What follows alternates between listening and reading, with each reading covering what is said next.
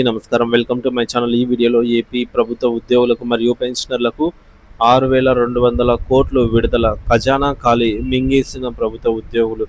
దీనికి సంబంధించిన పూర్తి సమాచారాన్ని వీడియోలో తెలుసుకుందాము. వీడియోని ఎక్కడే కానీ స్కిప్ చేయకుండా ఎండ్ వరకు చూసేయండి. అప్పుడే ఇన్ఫర్మేషన్ పూర్తిగా అర్థమవుతుంది. అలాగే వీడియో చూస్తున్న ప్రతి ఒక్కరు వీడియోకి లైక్ చేయండి ఫ్రెండ్స్. వీడియోని తోటి ఉద్యోగ పెన్షన్ మిత్రులతో అయితే షేర్ చేయండి.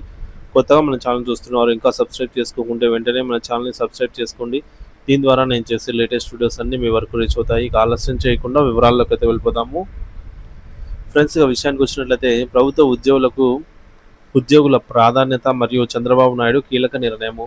ప్రభుత్వంలో ఉద్యోగుల పవర్ ఎంతటిదో తెలియజేసే ప్రత్యక్ష నిదర్శనం ఇటీవల జరిగింది. ముఖ్యంగా ఆంధ్రప్రదేశ్ ముఖ్యమంత్రి చంద్రబాబు నాయుడు గారు ప్రభుత్వ ఉద్యోగులకు సంబంధించి పాత బకాయిల్లో 6,200 కోట్ల రూపాయలు విడుదల చేయడమే దీనికి నిదర్శనము. రాష్ట్ర ఆర్థిక సంక్షోభం, ప్రభుత్వ ఖజానాలో నిధుల కొరత ఉన్నప్పటికీ ఉద్యోగులకు తక్షణ సాయంగా చంద్రబాబు ఈ నిర్ణయం తీసుకోవడం విశేషంగా నిలిచింది. ఆర్థిక ఇబ్బందుల మధ్య కీలక నిర్ణయం. ప్రస్తుతం రాష్ట్రం తీవ్ర ఆర్థిక సంక్షోభాన్ని ఎదుర్కొంటోంది. అప్పుల భారం పెరుగుతోంది. రాష్ట్ర రెవెన్యూలో తగ్గుదల ఉంది. ఈ తరుణంలో ప్రభుత్వ ఖజానాకు నిధుల సేకరణ కోసం ఆర్థిక శాఖ మంత్రి ఢిల్లీ చుట్టూ తిరుగుతూ ఉన్నారు. ముఖ్యంగా చూసుకుంటే ఇక్కడ మనకు నిన్నటి రోజున ఏదైతే RBI result of yield or price based auction state government securities date చూసుకోవచ్చు 10th జూన్ 2025. నిన్నటి రోజున ఆర్బీఐ నిర్వహించినటువంటి బాండ్ల వేలంలో ఆంధ్రప్రదేశ్కు సంబంధించి మొత్తం 7,000 కోట్ల రూపాయలు నిధులు అయితే యాక్సెప్ట్ అయితే అయ్యిందనమాట. చూడొచ్చు amount accepted in crores. So ఈ యొక్క ఈల్డ్ ప్రైస్ అంటే ఇంట్రెస్ట్ రేట్ వచ్చేసి ఇక్కడ చూడొచ్చు 10 రేట్. మొదటి 1,000 కోట్లను 8 సంవత్సరాల్లో, మరొక 1,000 కోట్లను 9 సంవత్సరాల్లో, మరొక 1,000 కోట్లను 10 సంవత్సరాల్లో, మరొక 2,000 కోట్లను 14 సంవత్సరాల్లో, మరొక 2,000 కోట్లను 15 సంవత్సరాల్లో తిరిగి చెల్లించేలాగైతే ఈ ఆక్షన్ ద్వారా అమౌంట్ అయితే రావడం జరిగింది. కానీ ఇందులో ఉద్యోగ పెన్షనర్స్కి ఈ డబ్బును ఉపయోగిస్తారని అంతా భావించినప్పటికీ ఇందులో ఉద్యోగ పెన్షనర్స్కి ఏం ఉపయోగించకపోగా ఈ సొమ్మంతా కూడా ఇక్కడ మనం చూడొచ్చు ఫ్రెండ్స్. రేపే ఖాతాల్లోకి 15,000. సూపర్ 6 హామీల అమల్లో భాగంగా రేపటి నుండి అంటే 12వ తేదీ నుండి తల్లికి వందనం అమలుకు సీఎం గ్రీన్ సిగ్నల్ ఇచ్చారు. 67 లక్షల మంది విద్యార్థుల తల్లుల ఖాతాల్లో ప్రభుత్వం 15,000 రూపాయలు జమ చేయనుంది. ఎంతమంది పిల్లలుంటే అంతమందికి 15,000 చొప్పున అందిస్తామని సీఎం ఇప్పటికే ప్రకటించారు. మొత్తం 8,745 కోట్లను రేపు తల్లుల ఖాతాలో జమ చేయనున్నారు.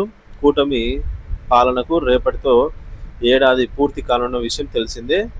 సో ఇక్కడ మనకు ఆర్బీఐ నుంచి సేకరించిన నిధుల అమౌంట్ వచ్చేసి 7,000 కోట్ల రూపాయలు.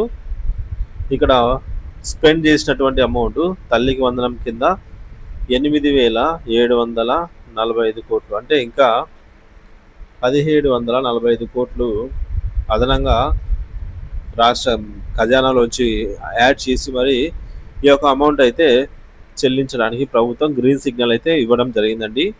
సో ఇది కూడా ఉపయోగకరమే అయినప్పటికీ సో ఉద్యోగ పెన్షనర్స్కి కేటాయించేదానికి అయితే ఎటువంటి అమౌంట్ మిగలకపోగా ఇంకా రాష్ట్ర ఖజానా నుండే ఈ యొక్క అమౌంట్ అనేది యాడ్ చేయాల్సి వచ్చింది. కాబట్టి ఈసారి ఉద్యోగ పెన్షనర్స్కు ఈ అమౌంట్లో అయితే ఎటువంటి బకాయిల చెల్లింపుల కోసం అయితే నిధులను వినియోగించలేదని అయితే అర్థమైపోతుంది.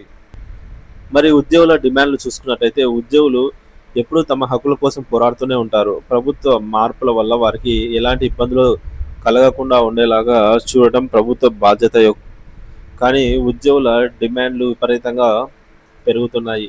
పాత బకాయిలు విడుదల చేయాలని, జీపీఎఫ్లు చెల్లించాలని, సిపిఎస్ రద్దు చేయాలని, పీఆర్సీ అమలు చేయాలని వారు పట్టుబడుతున్నారు. గతంలోనూ 1, 2 తారీఖున జీతాలు మాత్రమే సరిపోతాయని చెప్పిన ఉద్యోగులు ఇప్పుడు మరింత బలమైన డిమాండ్లను పెంచుతున్నారు. సో ప్రభుత్వ ఉద్యోగుల ప్రాధాన్యత. ప్రభుత్వంలో ప్రజలు ఎలాంటి పరిస్థితులు ఎదుర్కొంటున్న, రాష్ట్రం ఎలాంటి ఆర్థిక వ్యవస్థల్లో సమస్యల్లో ఉన్న ఉద్యోగులకు మాత్రం జీతాలు తప్పనిసరిగా ఇవ్వాల్సిందే. ఏ చిన్న ఆలస్యం జరిగినా ఉద్యమాలు మొదలవుతాయి. ప్రభుత్వాన్ని ఒత్తిడికి గురి చేస్తారు. కాబట్టి 2019, 14 మధ్య కాలంలో ఉద్యోగులు తమ జీతాల కోసం ఆందోళన చేయాల్సిన అవసరం రాలేదు. కానీ ఇప్పుడు పాత బకాయిలు, సిపిఎస్ వంటి డిమాండ్లయితే ఉన్నాయి. ఈ మేరకు చంద్రబాబు భవిష్యత్తు వ్యూహం. చంద్రబాబు నాయుడు గారు అనుభవం గల నాయకులు. ఆయన ఉద్యోగుల మనస్తత్వం బాగా తెలుసు. గతంలో కూడా ఉద్యోగుల డిమాండ్లను తీరుస్తూనే రాష్ట్ర అభివృద్ధికి తోడ్పడేలాగా నిర్ణయాలు తీసుకున్నారు. అయితే ప్రస్తుతం రాష్ట్ర ఆర్థిక పరిస్థితిని దృష్టిలో ఉంచుకొని ఉద్యోగుల డిమాండ్లను ఎలా నిర్వర్తించాలనే విషయంలో ఆయన జాగ్రత్తగా వ్యూహం రచిస్తున్నారు. 6,200 కోట్లు విడుదల చేసినప్పటికీ మిగిలిన 30,000 కోట్ల రూపాయలను తక్షణమే విడుదల చేయడం సాధ్యమా అనే దానిపైన స్పష్టత అయితే అవసరము. ప్రభుత్వం ప్రభుత్వ ఉద్యోగుల హక్కులను కాపాడాల్సిన బాధ్యత ప్రభుత్వంపై ఉంది. అదే సమయంలో ప్రభుత్వ విధానాలను సమర్థవంతంగా అమలు చేయడంలో ఉద్యోగుల భాగస్వామ్యం కూడా అంతే ముఖ్యం. రాష్ట్ర అభివృద్ధికి ఉద్యోగులు కీలకంగా మారాలి.